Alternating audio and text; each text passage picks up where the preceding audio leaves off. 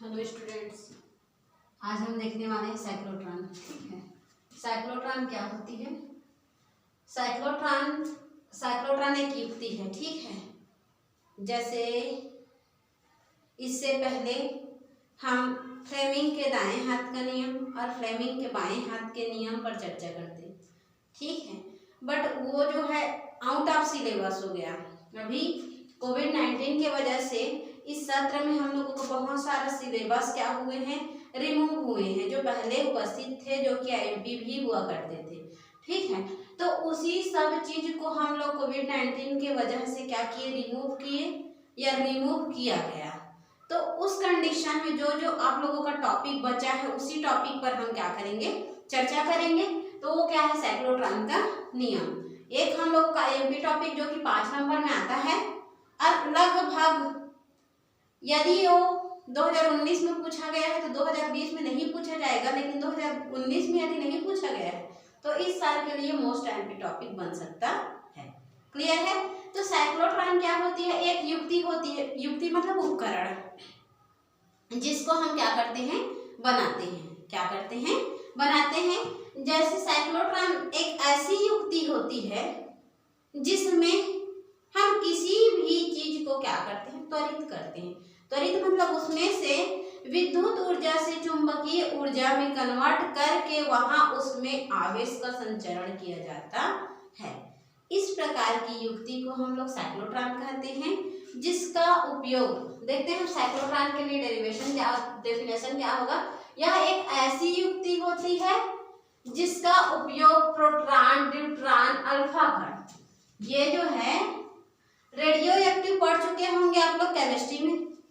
ठीक है, रेडियो एक्टिवता के लिए प्रोटॉन धन आयन, न्यूट्रॉन अनायन, मतलब जिसमें धन आयन ऋण आयन दोनों की उपस्थिति नहीं होती है, और अल्फा कण मतलब जो एक्स किरण होती है वो, और साथ ही साथ इन्हीं कणों के लिए उसको आवेशित करने के लिए, उसमें आवेश की उपस्थिति देखने के लिए हम क्या करते हैं, तो साइक्लोट्रॉन एक उपकरण होता है, उसका उपयोग करते हैं। तो एक तो क्लियर है कि ये क्या है, साइक्लोट्रॉन एक युक्ति ही होगी। युक्ति मतलब उपकरण, जैसे टार्च है। टार्च एक क्या है, युक्ति है। अब उस युक्ति का हम उपयोग किसमें करते हैं, तो प्रकाश को उत्सर्जित करने के लिए, प्रकाश फैलाने के लिए करते हैं। ठीक है, उसी प्रकार साइक्लोट्रॉन एक युक्ति है, एक उपकरण है, जिसका उपयोग हम प्रोटॉन, न्यूट्रॉन, अल्फा कण आदि कणों के आवेश को त्वरित करने के लिए, उसमें आवेश का जो है उपस्थिति प्राप्त करने के लिए इसका उपयोग किया जाता है। साइक्लोट्रॉन के अंतर्गत आते हैं। ठीक है, जिसमें अल्फा कण और न्यूट्रॉन और प्रोटॉन क्या होता है, ये आप लोग रेडियो एक्टिवता में केमिस्ट्री में पढ़ चुके होंगे, और यदि नहीं पढ़े हैं तो इसके बारे में हम भी अपने फिजिक्स में एक टॉपिक है, एक यूनिट है रेडियो एक्टिवता, जिसमें हम इसको पढ़ेंगे। क्लियर है ना? अब आगे देखते हैं इसका कंस्ट्रक्शन, इसकी बनावट कैसे होती है। ये तो जान गए कि ये क्या है, एक युक्ति है, तो उपकरण है। लेकिन अब देखते हैं कि इसकी बनावट होती कैसे है। ठीक है, तो इसकी बनावट के लिए हम देखेंगे तो सिर्फ उसकी बनावट में क्या क्या हो रहा है उसको देखना है। क्लियर इसमें?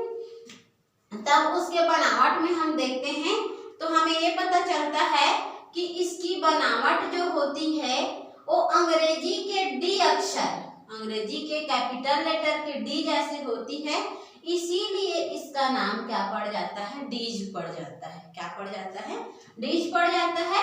और इसकी बनावट कंस्ट्रक्शन हम कैसे करते हैं कि दोनों डीजों को आसपास थोड़ा सा गैप करके इस प्रकार रखा, पलट कर ना, एक दूसरे से पलट कर, मतलब सममिति समझ रहे हो ना, प्रतिबिंब रूप। जैसे आप सीधे हो दर्पण के सामने और दर्पण आपके सापेक्ष क्या है, उल्टा है, लेकिन आप जब देख रहे हो उसको तो आपको वो क्या लग रहा है, सीधा लग रहा है। उसी प्रकार ये क्या होते हैं, सममिति के कंडीशन पर एक दूसरे से पलट कर थोड़ा सा गैप करके रखा जाता है। इस उपकरण को रखा जाता है ऐसा, और उसके दोनों डीजों में या उनके दोनों डीजों के बीच में जो गैप होती है उसमें, और उन दोनों डीजों के अंदर जो गैप होती है उसमें क्या होते हैं, तो धन आयन उपस्थित होते हैं। कौन से आयन उपस्थित होते हैं? धन आयन उपस्थित होते हैं। और ये जो धन आयन होते हैं वो लगभग जो है क्या होते हैं? तो ड्यूटेरियम के होते हैं। किसके होते हैं? ये ड्यूट्रानो का हम लोग क्या करना रहता है? तो वहीं पर ड्यूट्रानो को त्वरित, वहां कण कैसे हैं उसको त्वरित करने के लिए, चालक की मात्रा को देखने के लिए जब इसका हम प्रयोग करते हैं तो यहाँ ड्यूट्रानो का ही पता कर रहे हैं, प्रोट्रानो का पता कर रहे हैं, अल्फा कणों का पता कर रहे हैं। इसीलिए हम यहाँ पर जो धन आवेश रखते हैं या डीज लेते हैं उसके अंदर क्या रखते हैं? तो ड्यूटेरियम का बना हुआ रहता है। क्या आवेश बना रहता है? ये जो डीज होती है उसके अंदर क्या होती है? जो धन आवेश होती है वो किसके होते हैं? ड्यूटेरियम के होते हैं। और इन दोनों डीजों को एक दौलित्र या संप्रेषण के द्वारा क्या किया जाता है? जोड़ दिया जाता है। जैसे ही इन दोनों डीजों को हम जोड़ते हैं, यहाँ जो धन आवेश होता है उसमें हम क्या करते हैं? उच्च ऊर्जा वाले इलेक्ट्रॉन को बमबारी करते हैं। क्या करते हैं? उच्च ऊर्जा वाले इलेक्ट्रॉनों को, मतलब बमबारी मतलब छिड़काव, ठीक है? तो उच्च ऊर्जा वाले इलेक्ट्रॉनों की बमबारी करते हैं तो वहां पर ये जो धन आयन है वो त्वरित होने लगते हैं। क्या होने लगते हैं? त्वरित होने लगते हैं, उत्पन्न होने लगते हैं और अपना गति करना स्टार्ट करते हैं। तब वहां जैसे ही उच्च ऊर्जा के क्या करते हैं? उच्च ऊर्जा वाले इलेक्ट्रॉनों का बमबारी करते हैं तो ये जो धन आयन है उसमें से क्या होने लगते हैं? तो विद्युत ऊर्जा उत्पन्न होने लगते हैं। क्या उत्पन्न होने लगते हैं?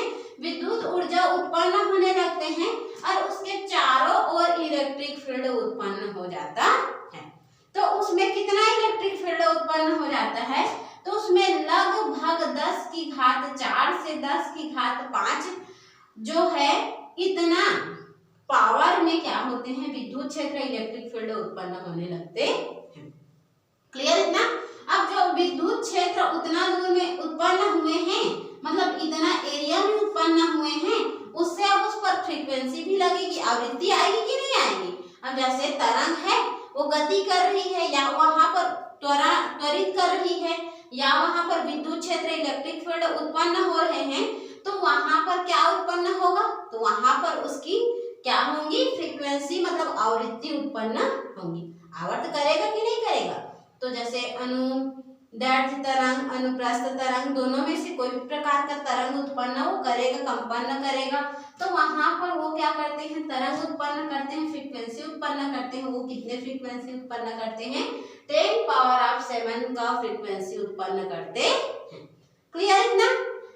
अब हम क्या कर रहे हैं? तो ये दोनों डीजों में उच्च आवृत्ति की जो है उच्च ऊर्जा वाले इलेक्ट्रॉनों की बमबारी कर रहे हैं, जिससे विद्युत ऊर्जा इसमें उत्पन्न हो रही है इसके चारों तरफ, और उससे जो है 10 की घात 4 से 10 की घात 5 विद्युत क्षेत्र उत्पन्न, इलेक्ट्रिक फील्ड उत्पन्न हो रहे हैं, जिससे उसकी फ्रीक्वेंसी इतना मिल जाती है। लेकिन इसके इन दोनों डीजों की लंबवत, यहाँ लंबवत, इन दोनों डीजों के लंबवत जो है क्या होते हैं? तो चुंबकीय फील्ड उत्पन्न होते हैं या उपस्थित होते हैं। इन दोनों डीजों के लंबवत क्या उपस्थित होते हैं?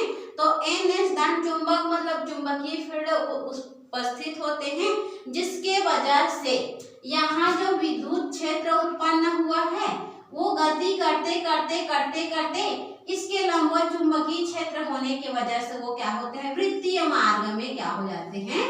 मुड़ जाते हैं। क्या हो जाते हैं? वृत्तीय मार्ग में मुड़ जाते हैं। और वृत्तीय मार्ग में मुड़ने से ये क्या होते हैं? तो कंटिन्यू वो क्या होते हैं? उस प्रोट्रानो, ड्यूट्रानो या अल्फा कणों आदि के लिए क्या होते हैं? आवेश को त्वरित करने लग जाते हैं। और यह प्रोसेस कंटिन्यू हर बार क्या होती रहती है? चलते रहती है। और इस प्रकार से इस मैग्नेटिक फील्ड के वजह से यहाँ पर इलेक्ट्रिक फील्ड उत्पन्न होते हैं, और उत्पन्न होने के साथ ही साथ ये जो है मैग्नेटिक फील्ड की उपस्थिति में होने की वजह से वो क्या होते हैं? सर्पिलाकार या वृत्तीय मार्ग में गति करते हैं और वहां पर इलेक्ट्रॉनों का या प्रोटॉनों का या न्यूट्रॉनों का या अल्फा कणों का क्या होने लगता है, तो आवेशित जो होती है, आवेशित कण होते हैं वो त्वरित होने लग जाते हैं। क्लियर इतना? तो हम लोगों ने देखा साइक्लोट्रॉन की क्या डेफिनेशन, साथ ही साथ उसका वर्किंग कंस्ट्रक्शन देखे और सिंपली उसका वर्किंग भी देखे, सिंपली उसका क्या देखे, वर्किंग देखे। अब देखने वाले हैं क्या वर्किंग प्रिंसिपल एंड उसका डेरिवेशन। क्लियर इतना?